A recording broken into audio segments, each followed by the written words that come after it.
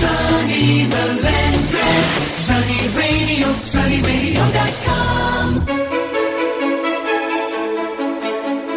Hello, hello, it's Sonny Melendrez, and welcome to the positive side of the radio spectrum. You have found the all-new Sonny Melendrez Show, and each week we strive to bring you a mixture of entertainment and inspiration through storytelling, fascinating guests, exclusive celebrity interviews, and it's all brought to you with lots of enthusiasm.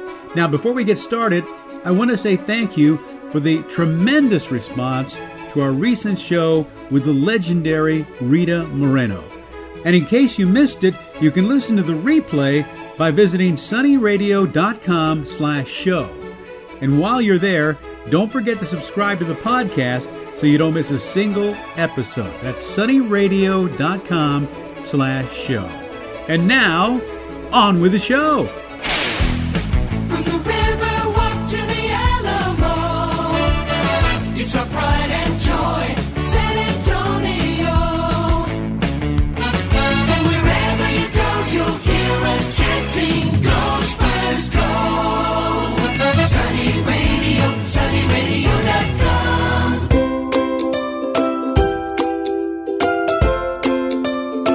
Well, my guest today is Bob Carlson. Bob started playing the guitar in middle school, but discovered the ukulele in college. Now, today, he's a retired science writer with an enchanting musical passion for the ukulele. And I must warn you that I have brought my own uke to the studio. Now, I've never played it before, and Bob's going to actually give me a lesson that I'm sure will make for some pretty bad radio. So don't say I didn't warn you. And with that, I will say welcome to my friend, Bob Carlson. Thank you, Sonny. Hello. Bob and I know each other from Toastmasters, and he was telling me about, in fact, you've actually done a ukulele performance for the group, and I was always fascinated with the idea of not only playing a ukulele, but the incredible songs that we hear, the most famous of which is Brother Is and Wonderful World. But your story of how you became a ukulele enthusiast and now your teacher is pretty fascinating. I was actually in college, wasn't it? I found my first ukulele in a dumpster behind my college dorm. It was the end of the semester. Somebody threw it away with their used furniture and everything else. The bridge had broken off, so the strings were just hanging loose. Yes. I took it all apart. I made a new bridge out of a piece of woodwork, whittled it with my Boy Scout knife. Wow. And glued it on. Yeah. And put on new strings. And it fell off. So I did it again, and this time I put screws into it. Yes. And I still have that, and I still play that. Now, at that point, did you play guitar or any other instrument? I started playing guitar in middle school. My father encouraged me. He had played in high school, and he'd been in a band when he was young. Yes. I played guitar and banjo, and so middle school I started playing guitar. And you were telling me earlier about the definition of a ukulele, and I thought you were making a joke. Mm-hmm. But what does ukulele mean? It means jumping flea in Hawaiian. The story is, a couple hundred years ago, sugarcane became a big crop in Hawaii.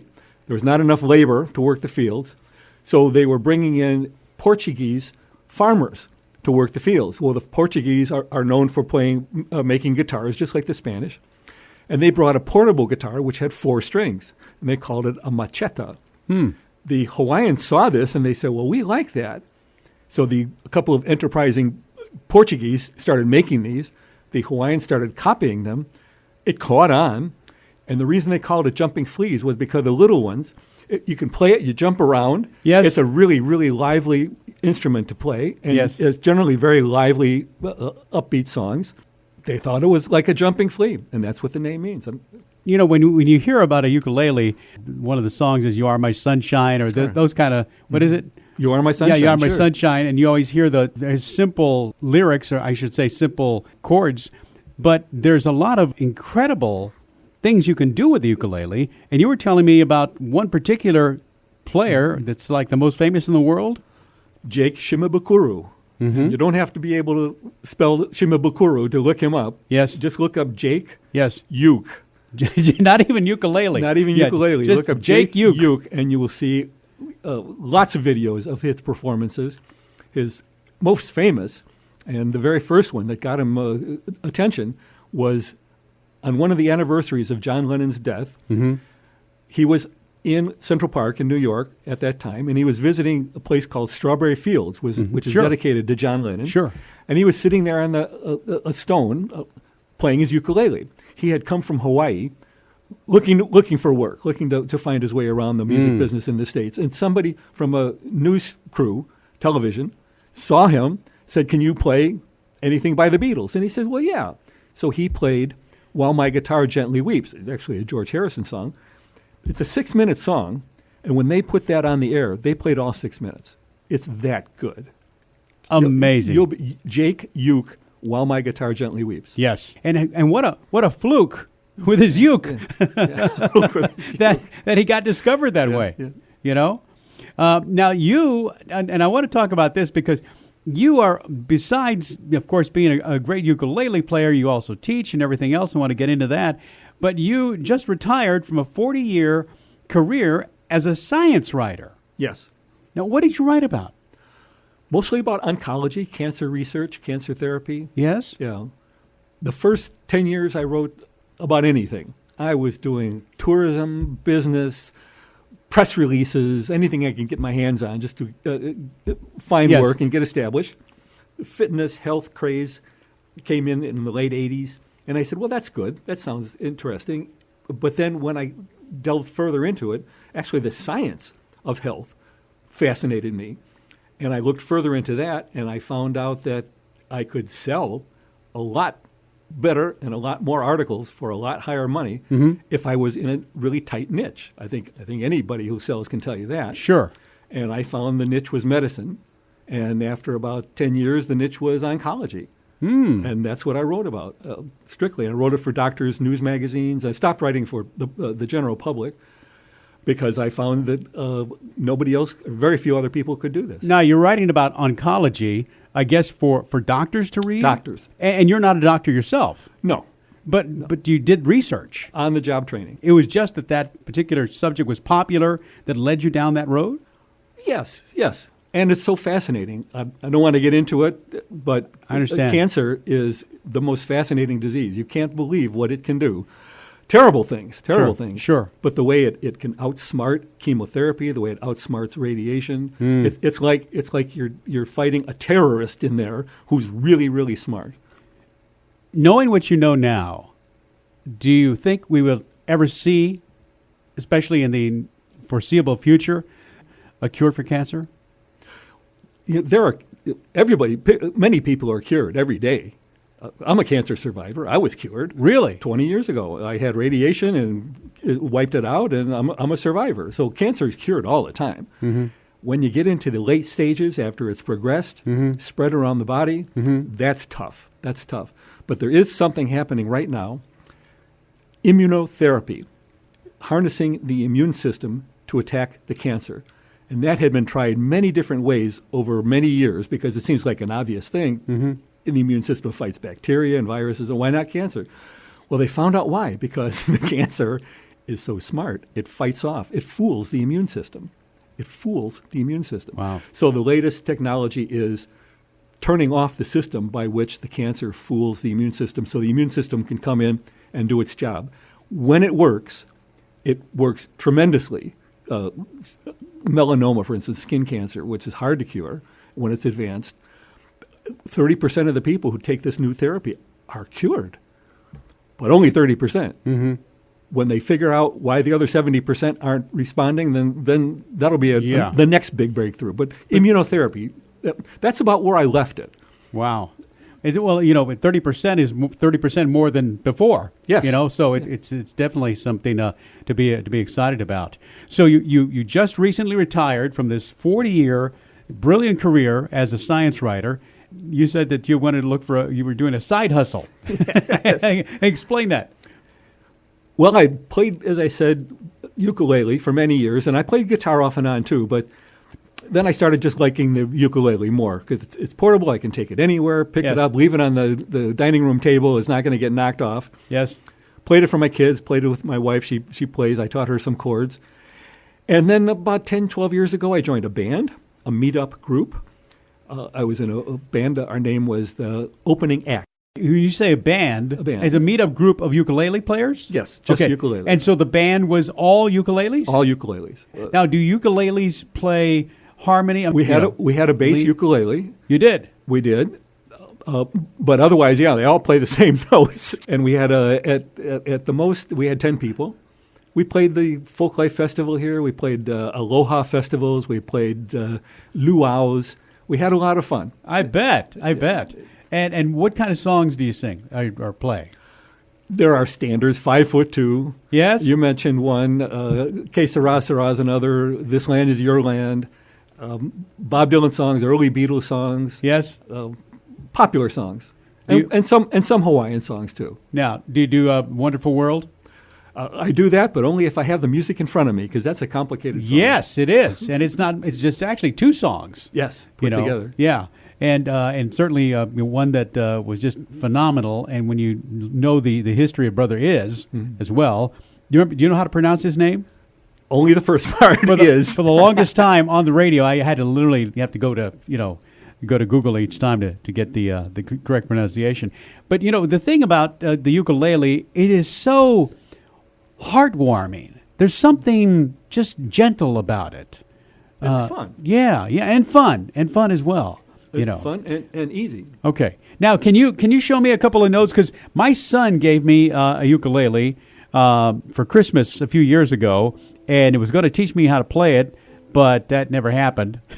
Okay, here's your chance. Okay, so I've got the ukulele. Okay. You've got yours. Hold it in your hand. Okay. Okay. Got it. Your index finger. Yes. Put on the second string, first fret, right in the middle between the wires. Got it. Okay. Okay. Put your middle finger on the fourth string, second fret. Over here. That's it, and strum that. Okay. Okay. Okay. Second chord, put your index finger on the first string. Index on the first string. On the first fret. Over here. Right there. Right one there. finger. It's a one-finger chord. Okay.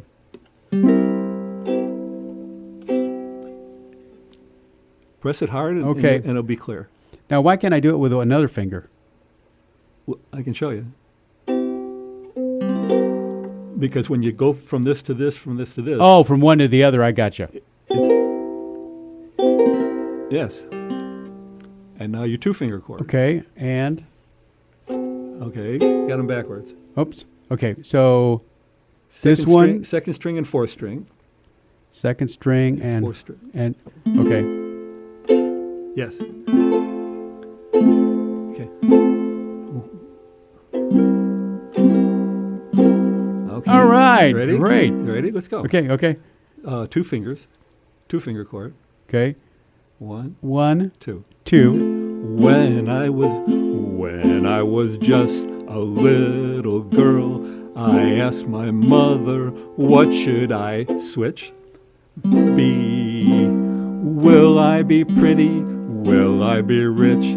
Here's what she said to switch back.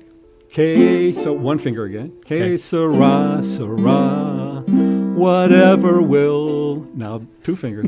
You got to keep switching back and forth. Okay, I you got the idea. Yes, I do have the idea, and I certainly don't want to frustrate anybody who's driving down the freeway thinking, "Oh, I'm going to go crazy. I'm going to drive off the freeway." So you've given me something to practice at home. All right, your ukulele is bigger than my ukulele. That sounds like a song right there. What's the difference in size? There are four sizes. Yes. This one is a baritone, and it's the largest. The next down is a tenor, slightly smaller. Down below that is a concert, and below that is a soprano. And you've got a soprano. That's the smallest size. I got you. And the other second ukulele that I brought, that's a concert. Right. They play the same notes. Right. It's just a matter of which ukulele fits your hand. Sure. I happen to have big fingers, and the one with the biggest frets works best for me. So I've got the right size for me, probably. Maybe a little bigger. Maybe a little bigger? Maybe that one there. Okay, so this is even. Oh, I got you. That's okay. Slightly bigger. All right, and more expensive. No. Really? No. Ukuleles. What do ukuleles cost? I have students. I have private students. Yes. And I teach a group class, too. I have several students that got a $100 ukulele, and it works fine. And in fact, if you look for So a deal, that's the low end. you can get a $100 ukulele with the case. Get it online. Sure, Or sure. they're at a music store around You mean brand town. new? Yeah. Oh, yeah. Brand new. Wow. Okay. From there, this was about 300, the one I've got in my hand. Yes. I aspire to one that's in the 4 figures. One day, if I'm making enough money at this, Oh, God bless I'll you. get one. I'll Yeah. get one. But I did have this one set up with an electronic hookup, pickup. yes. So I can play this with an amplifier. So when I play gigs with bands, Yes. I hook it up and I can be as loud as anybody else. Okay. Well, let's hear a song. What do you want to play for us? Okay. Well, how do I know that my youth is all spent? 'Cause my get up and go has got up and went. But I don't mind, I still can grin when I think of the places my get up has been. Singing so long, it's been good to know ya, so long. It's been good to know ya, so long. It's been good to know ya, but it's been a long time since I've been home, and I gotta be drifting along. Very nice. Very nice. Now, do you where would that be when you're teaching a brand new student, how long before they could learn a song like that? Be a couple of months. Uh-huh. I start out actually with the song And that you were how just often playing. a week? Once a week? Once or- a week. Yeah. Once a week. Yeah. I try to do it once a week. Okay. Once a week, twice a week, depending Yeah, on so about 8 lessons. how busy everybody is. Yeah. I start people off with students off with Que Sera Sera, and there's a Hank Williams song, Jambalaya. 2 chords, the same 2 chords you were playing. Mm-hmm. There are many 2-chord songs, so if Yes. you learn those 2 chords, you got a whole repertoire in front of you. That's good to know. Learn a third chord, 3 chords, Yes. and you can play about 10,000 songs. Really? Yes. Everything Hank Williams wrote can be played on 3 chords. Yes. A lot of what Elvis sang, Yeah. even a lot of the Beatles songs, 3 chords. You learn those 3 chords and learn to be able to go between them, Yes. to switch chords fast. You'll have a huge repertoire. Now, when you do a concert, either with a band or by yourself, is there a song that people always ask you for? Well, they asked me for Tiptoe Through the Tulips, and I refuse. Good for you. Tiny Tim set the cause of the ukulele back 20 years at least. Yes, he did. Now, he was a terrific ukulele player. Yes. It was that voice and that weird persona that he had. But as far as a musician, he was really actually very good. Really? Yeah. So, I've seen his videos, and Yeah. yes, he was a very accomplished ukulele player. Sure. But he got onto this shtick of the falsetto voice and Yes. and the hair and the whole. right. It Then was he an got act. Married on the Tonight Show. It was an and act, all that, and yeah. he milked it, and Yeah. ukulele. People stopped playing the ukulele for about 20 years until people like Eddie Vedder or Paul McCartney, Yes. George Harrison, Yes. started playing the ukulele and playing it in their concerts, Yes. and that brought it back. You know, I went to the Paul McCartney concert in Austin. In fact, I saw his last night there, and he's just a master storyteller. He told this story about George Harrison and how they were playing around, and George had a ukulele, so Paul bought one, and he says to George, look, I learned one of your songs, and I'd like to do it for you now. And everybody's wondering, well, what kind of song is it going to be? And it was Something. Yeah. And I was round at his house one day, you might have heard, and we were just jamming on ukuleles. He had a big collection of ukuleles. In fact, he gave me this one. Yeah. Thank you. Welcome. So we were jamming away, and I said, I've learned one of your songs on the ukulele, you know. So we played it together on that day, and we'd like to play it for you now.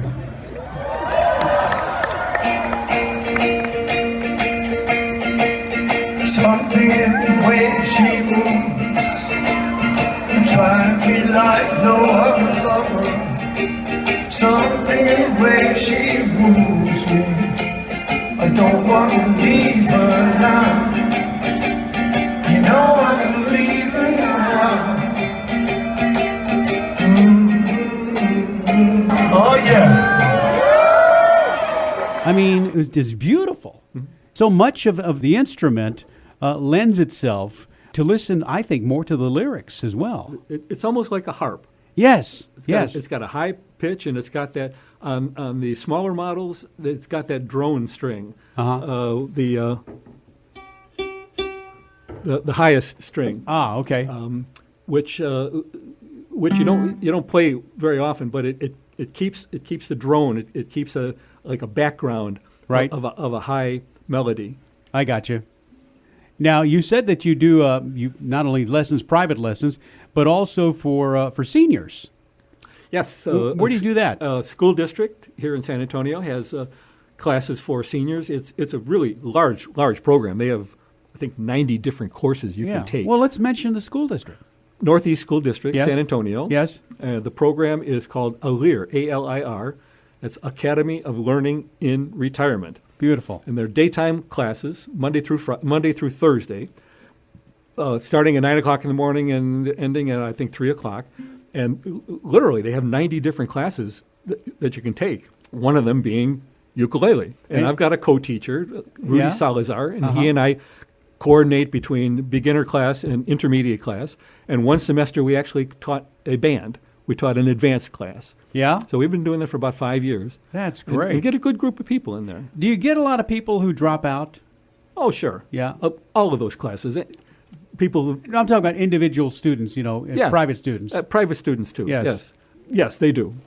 I just had a woman that actually did that. She said, I'm not getting anywhere with this. It was 3 months, I think, and she still had not gotten those 2 chords down that you picked up in a minute. Yeah, so she was right in front of me. Yes. And I said, that's fine. Whenever you feel a little more confident, come on back. Oh. On the other hand, I have a 90-year-old student, and he has picked it up really fast. Wow. And he is eager, and he practices. Really? He practices. Well, what's his name? Let's give him a shout out. Vern James. Vern James. That sounds like a... Vernon. Yeah. Vernon James. Yeah. VJ. He just turned 90, and I taught him how to play Happy Birthday so he could play it at his birthday party. Oh, that's great. He could sing Happy Birthday to himself. Yeah, and I've been teaching him 5 months now. Yes. And the last song I presented him with earlier this week was "Are You Lonesome Tonight?" Oh, an Elvis song. Yes, which yes. has got some complicated chords in it. He said, "Yeah, right, great." He was very. So and now, did you teach them to sing as well? No. They can do that on their own. They can do that on their own if they want to. Yeah, I got you. So you're a instrument teacher. Instrument teacher. That said, I take voice lessons. Do you really? Yes, I do. Where? I do.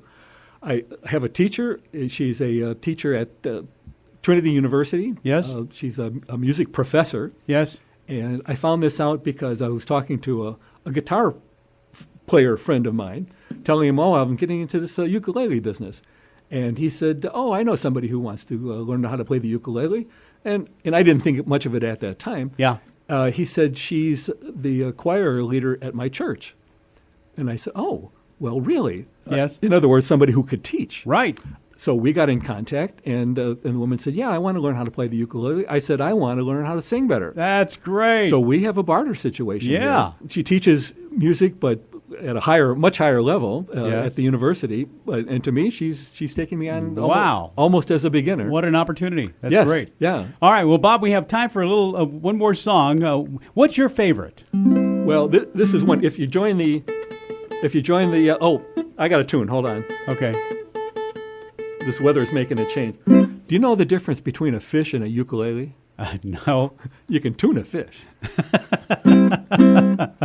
Good night, everybody.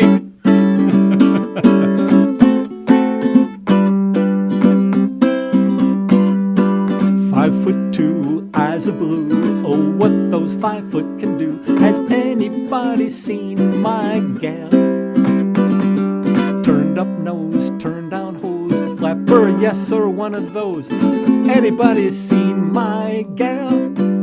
Now if you run into 5'2", covered with fur, diamond rings, all those things, you can bet your life it isn't her. Could she woo? Could she woo? Could she coo? Has anybody seen my gal? Oh, beautiful, beautiful. Oh. Thank you so much. Well, thank you, Sonny. You're just delightful. You've brought sunshine into the radio, and we can't wait to hear more of your singing in years to come. Thank you very much. As well as ukulele playing. Well, that's my visit with Bob Carlson. You can find out more about Mr. Carlson on the web at sunnyradio.com/show, where you can also listen to past shows on demand. And don't forget to subscribe to my podcast so you don't miss a single episode. Until next time, I'm Sonny Melendrez, and I leave you with these words from George Harrison, who said, "Everyone I know who is into the ukulele is crackers. You can't play it and not laugh." Bye-bye. The